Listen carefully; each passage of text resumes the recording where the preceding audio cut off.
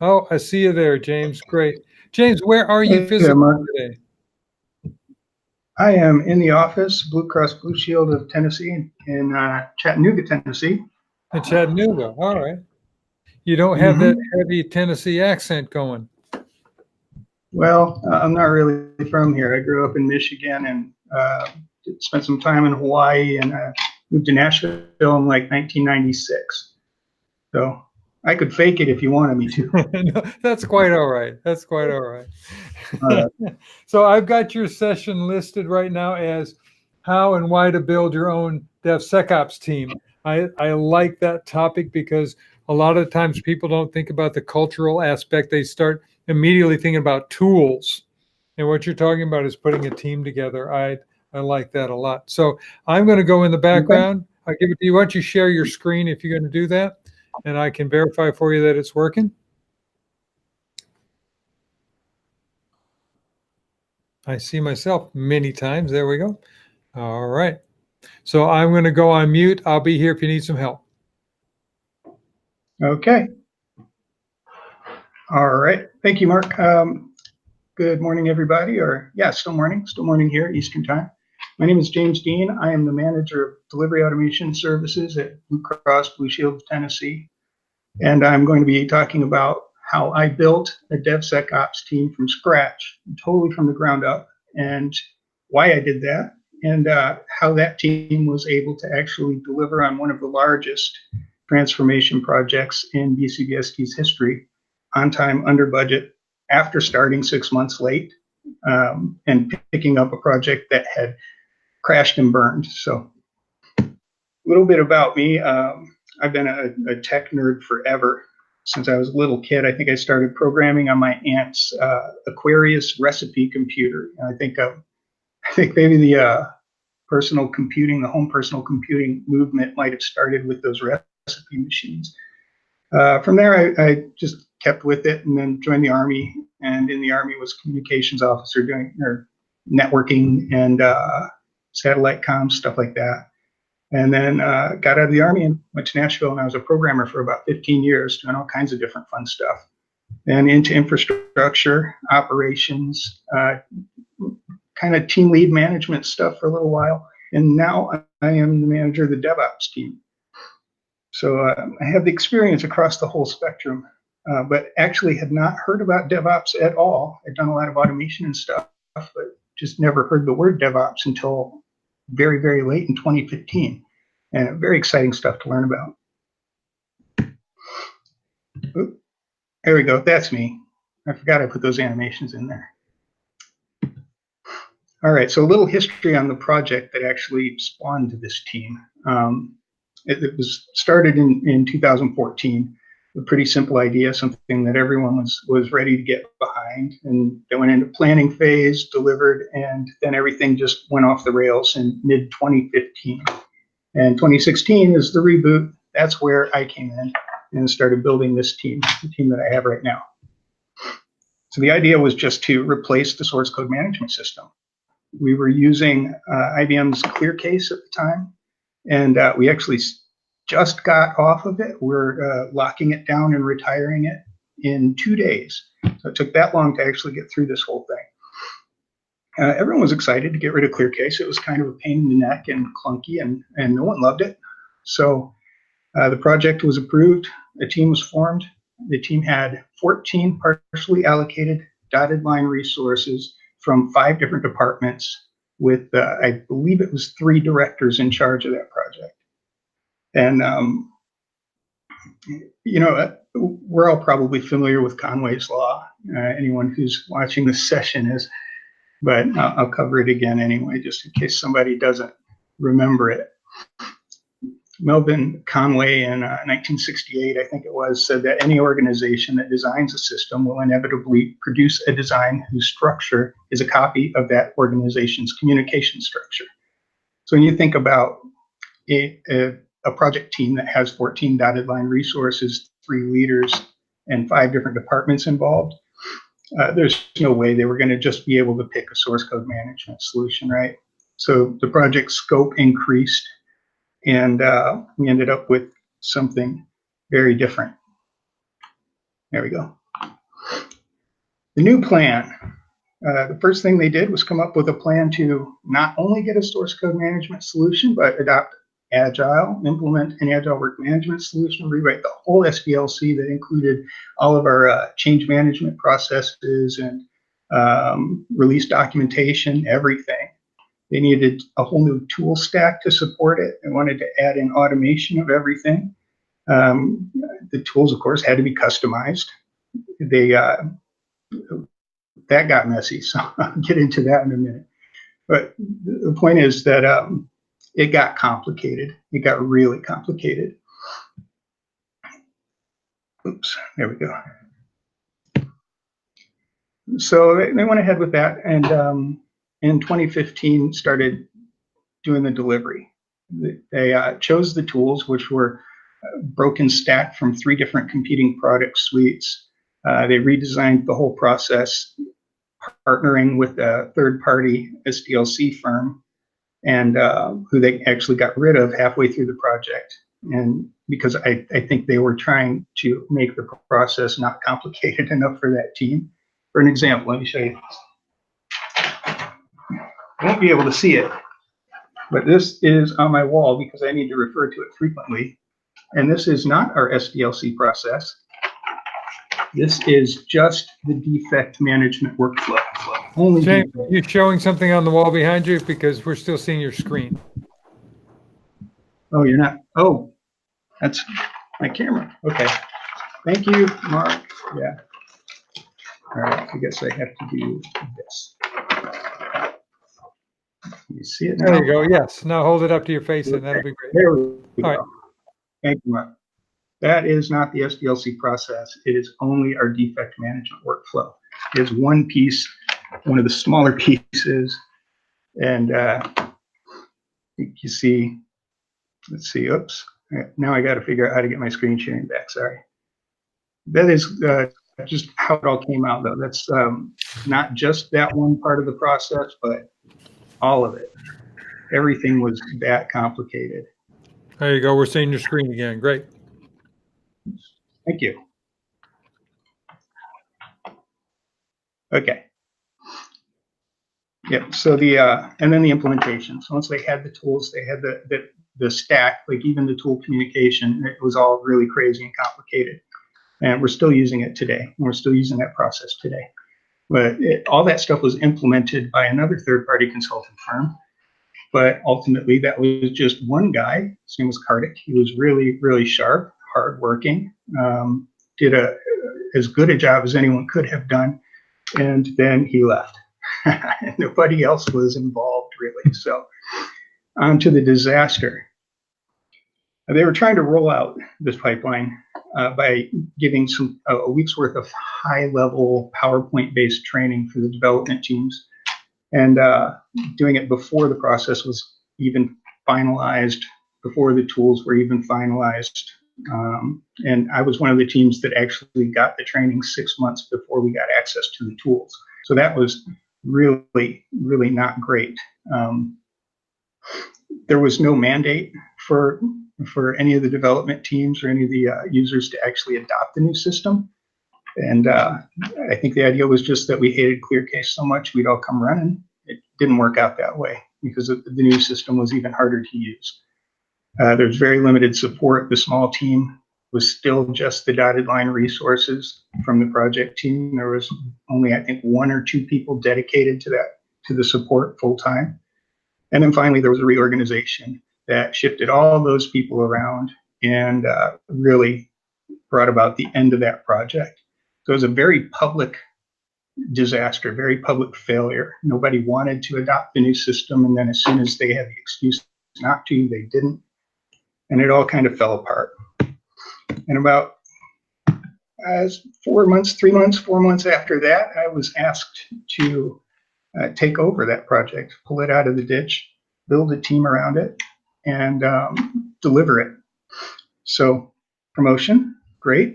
But I inherited resources, the ones that were left from the project team, although I did manage to get them dedicated full time. That was one of the things I insisted on. I also insisted on a leadership mandate for adoption by the deadline, which was end of 2018. Unfortunately, I was not allowed to change the process. I was not given ownership of the process at all. And that was a bummer. So had to learn the process and the tools, everything else. I was also not allowed to change the existing tool stack. So this very complicated pipeline from HP ALM with the task top sync, sending defects one way to IBM Rational Team Concert, and then back to ALM with requirements and not defects. They're not allowed to sync backwards for some reason. Automated build tools were not great. Like, really, the only thing in the whole stack that I liked was, well, there were two things. IBM's Urban Code Deploy, that is okay. Not my favorite, but it's pretty cool. And then Nexus, we had Nexus repository, which was the first time I had ever actually encountered Nexus repository or any of the Sonatype products. And then finally, we had the same schedule. So it was, the whole transformation was supposed to be done by the end of, I think, mid 2018. And since it all fell apart, I got an extra 6 months, but pretty much that. It was the same timeline, even without the background or the experience. So I talked about this a little bit already. What it comes down to is what I would call a not great stack, suboptimal stack. Very, very complicated, very difficult to use, and just fragile. There's kind of complexity when you're breaking suites apart and trying to integrate different tools that were never meant to talk to each other, and in some cases actively despise each other. It's not fun. So I didn't have any experience with these tools at the start of 2016 when I was forming the team, and didn't have access to anybody who had experience with most of these. And yeah, I like this bit about Jenkins here. I wish. Our whole batch, or our whole build automation process was based on Windows batch files, and it was a mess. So I had 6 people on the team that I'd inherited from the previous project. All of them were redirected to my team full time and assigned to me. 4 of those people quit really quickly, and I tried not to take it personally, but it still hurts. Still hurts. So 4 open positions, and I had about 6 months, I think is what I talked them into giving me, to sort of train my people up, train myself up, understand the tools, come up with a plan, and figure out how to roll this thing out by the end of 2018. So I went to HR, and they said, we need some rock stars. I've got a deadline. It's a big project, and help me out. So I wrote up the requirements for the different positions, postings, gave them to HR, and they kind of changed them a little bit and posted them out on our site. And I'm not sure what exactly they thought I was looking for, but we did not get it. We didn't get very many applicants at all, to be honest. But the job postings didn't have the specific information in them, so people were not, the right people weren't applying. Oops. And then all the internal applicants, because everyone in this company saw that project fail and knew I'd taken it over, would not want to jump on board with it. So team building, the literal sense of the word, trying to build a team out of nothing and fill it up with resources, was a very big failure in the beginning. The 2 people that did stay on the team, who are still on the team today, one of them was an intern, and the other was a manual functional tester from the QA team. And they turned out to be great, but they didn't know anything more than I did about these tools. But still, we got to work on it while we waited for other people to come in. And I want to say that, like, HR was making me pay for something. Maybe I had some bad karma with them. I'm not sure. But in reality, and after a few years as a hiring manager, I can start to see it. But it's just Chattanooga. I live in Chattanooga, Tennessee, and pickings are pretty slim around here, So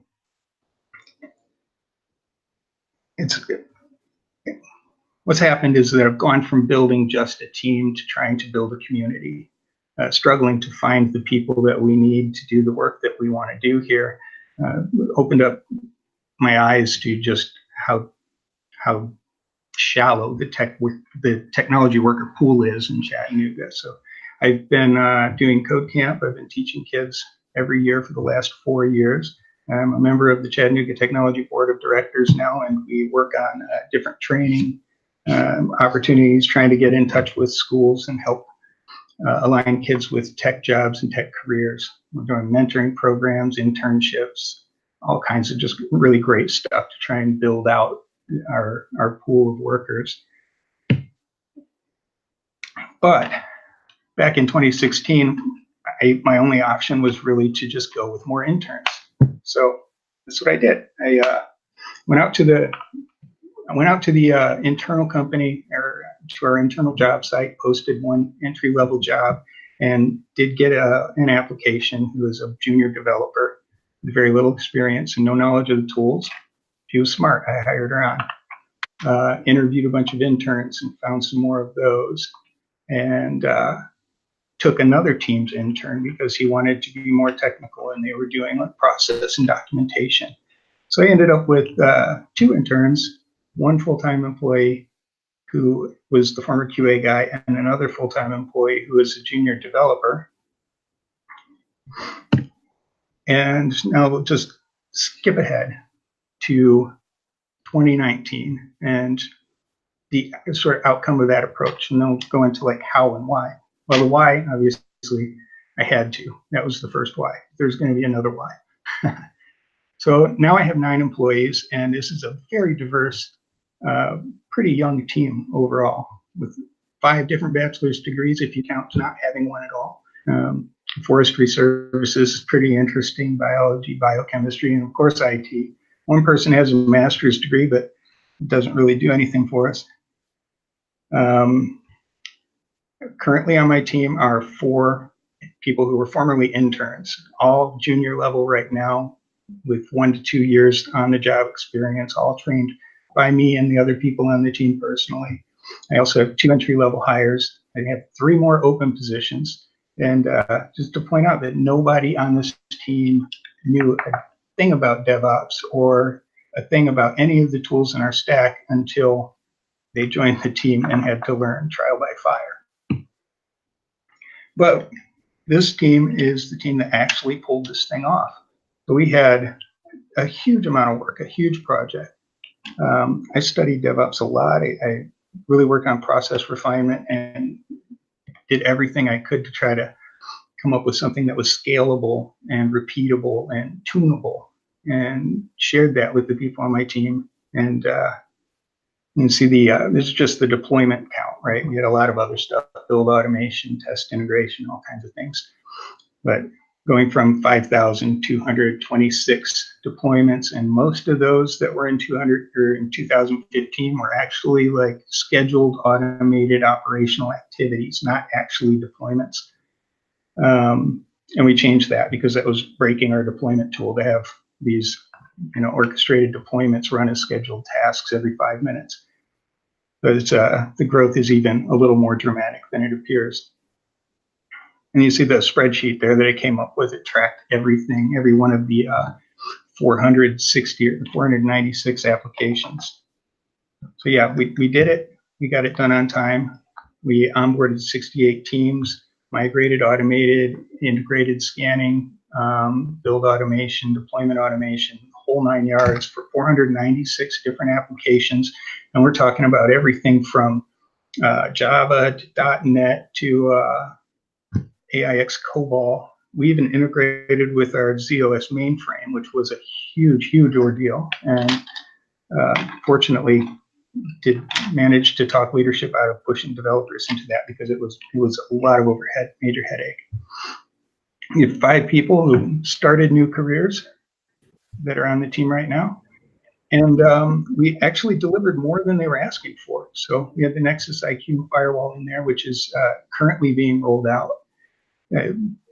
Huge, like, not only is that really granting a lot of visibility into potential vulnerabilities and problems in our development or in our applications, it's opened up a huge path of communication between me and security, and I represent the developers primarily. So really bridging gaps, breaking down silos, just because I brought that to them. We went to them with it and said, we need to do this. This is a fabulous tool. Sit down with us, let's show it to you. That's been huge. And I did address the Jenkins gap eventually, so we're not doing batch files anymore. That's awesome. And we have Sonatype in place, which is also helping with source code quality. So I don't know if it really underlines that, like, the scope of the accomplishment. It was such a huge, huge undertaking, and I'm just really proud of the team. I'm proud of myself and the developers and the operations, everybody who got involved. Once we got a little momentum going, it was great. And nobody thought it was possible. So the how of building the team was really kind of based in some past coaching experience that I had. I used to do diving coach, be a diving coach for some schools in the area here. And I've always enjoyed working with people, mentoring, teaching, and just embraced that, right? So when I couldn't find people with the skills or experience I needed, I gave up on looking for them and stopped waiting around for that perfect application. Took all of those high-level positions and reposted them as grade 9 positions, which is entry level, except for one. The forestry service person is actually senior and is not a technical person. She's extremely well organized, which addresses a serious gap I have personally. But dropped as many things down as I could and looked for people in interns, contractors, or full-time entry-level employees with the right attitude. I have a superpower. My superpower is that I can talk to somebody for 5 minutes and know if I can train them, know if I can mentor them. And that is really what saved my butt, I think. So aptitude, attitude, over skill and experience, being a coach and a mentor, not a boss. I don't tell people what to do. I show them what needs to be done and how to do it, but not providing support, I guess, instead of giving orders. You got to be a little bit bossy sometimes, but for the most part, I think it goes hand in hand with the type of people that I hire. So I can find somebody who knows everything about the tools, is a DevOps superstar and an expert. If I can't work with them, they're not any good. Paying attention to people is very, very important. It sounds so obvious, but you got to actively watch when new people are working with tools and trying to get used to the system, sort of integrating with your team, to see what they enjoy, what excites them, what they are drawn to, and then, if possible, make them an owner of that thing. Giving them the ownership means not just saying you're the person responsible for it, but you're the person who gets to make decisions around it within reason, right? So, and backing them up when they try to make those decisions and supporting them in that. They become owners, it really invests them in those tools or that part of the system, and starts to build an intrinsic motivation to do good work. And then making people responsible for something else. Responsible, I think, a little bit different, but you're the person who's going to be accountable for this particular tool or system. So if we have like our Sonatype server goes down or gets a vulnerability and you weren't on top of it, you're responsible, even if you don't like that particular tool, you know. Because there are some things that nobody is really interested in. We have more than our fair share of them, but everybody seems to be drawn to a certain area or a certain type of tool or system. That's been really great. I did teach people to experiment safely, meaning, you know, you got to have backups in place. If you're going to modify configuration files, copy that stuff off first, things like that, just to make sure that if you're going to try something, and we need to be able to try things that we're not sure are going to work because we don't know what we're doing. We get better over time. Until you have that experience, things are going to break. So I was able to just coach people to feel free to break stuff, but just as long as you know that you can bring it back, get it back online. Taking away that fear of consequence for making a mistake really helped a lot. Rewarding success is obvious, right? But rewarding failure, it maybe not so much. When somebody makes a mistake, I reward them for publicly sharing it, right?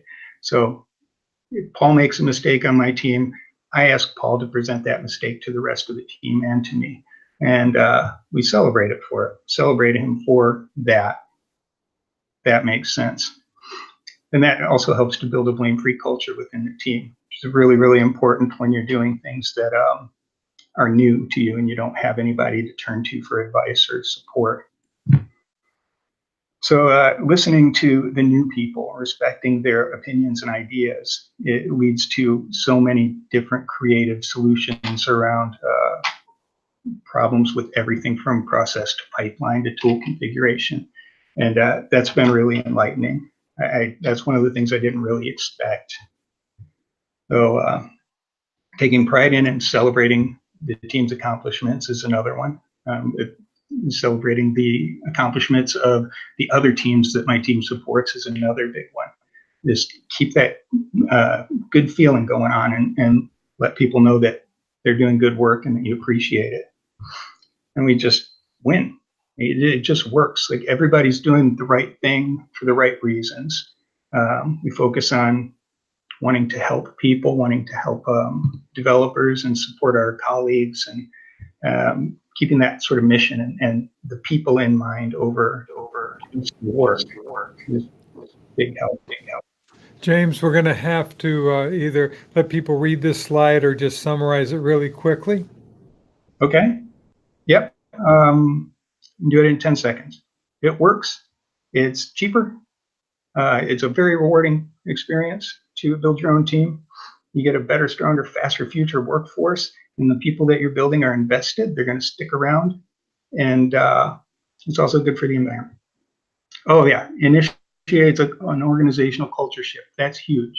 Build the culture into your team. Put your team out there, working with all the development teams or ops teams. Your culture is shared with the organization, and they see it. There. You know, I have to say it was fascinating because I did a project just as you did where there was a project I was brought in on that had been going on for 3 years and they just couldn't get it out the door. And I didn't have the restrictions that you had where they said, you have to do it our way kind of thing. But I brought in 5 interns and we were able to bang out that project in less than 6 months from all the way through completion. The idea that you expressed, I think is fascinating, is that inexperienced people aren't restricted. Let me turn my video on too so we can talk a little bit here. People that are inexperienced are not restricted by what's come before them. And I know that there's a lot of knowledge that happens before, but with a preconceived notion on how it's supposed to work, most people can't think out of the box. Yep, that's absolutely true. I mean, one of the things that was surprising to me. It makes perfect sense. You just don't think about it that way until you see it happen. Yeah. Well, thank you so much. I've got, there'll be some people asking questions for you in the Slack channel.